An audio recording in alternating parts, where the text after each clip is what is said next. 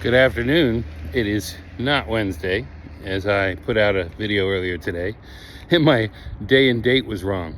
I actually think it's pretty comical when I'm not present completely to every detail, and often I don't know the day and the date. I have to look it up since I'm aware that time is an illusion.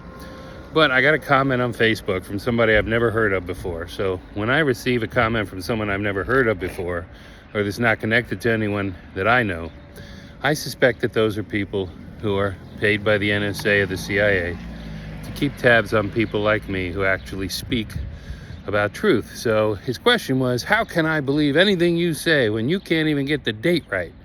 And I said, you are correct. How can you? So here's what I did. If you're interested, this book is called Truth versus Falsehood by Dr. David R. Hawkins. It is not his first book.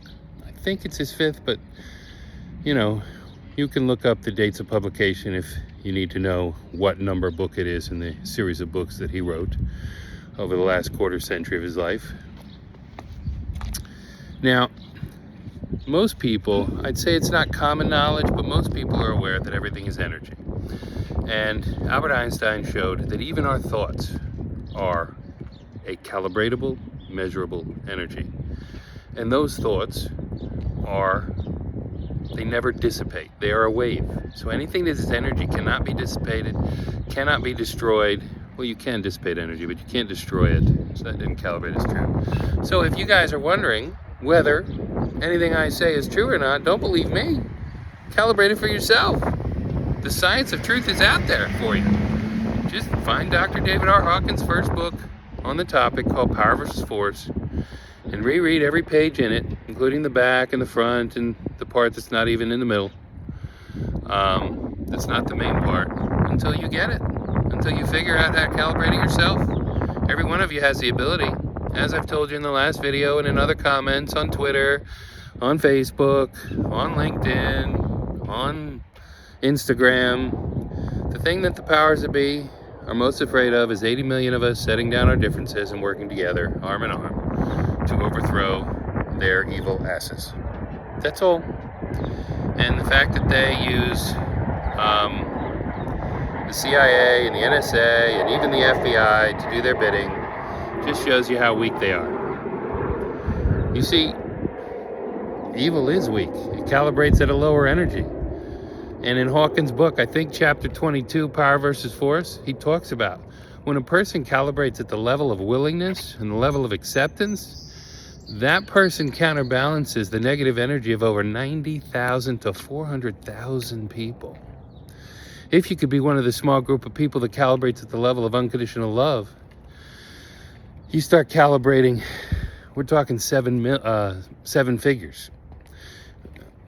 Yeah, when you get up to the level of peace, you're talking 8 figures. One person's energy counterbalances the negative energy of 10 million people. Just think about that. So what does that mean? That means the work we do on ourselves is the greatest gift we can give to humanity. So when I can arrive at a situation and have unconditional love for that person who criticized me earlier today, and peace and compassion for the reality that he's just lost. I was lost. We were all lost. But God is there. The divine source of all things is there. The initial energy, divine source is there. And we are all part of it since we are all energy. It is impossible to be separate from God. Impossible. And if you have any question about what I'm saying, then go do the work yourself. The science of truth is out there. Power versus Force. The Hidden Determinants of Human Behavior by Dr. David R. Hawkins. And yes, it is Tuesday the 23rd of April, not Wednesday the 26th. I think that's pretty funny. Have a great evening and God bless.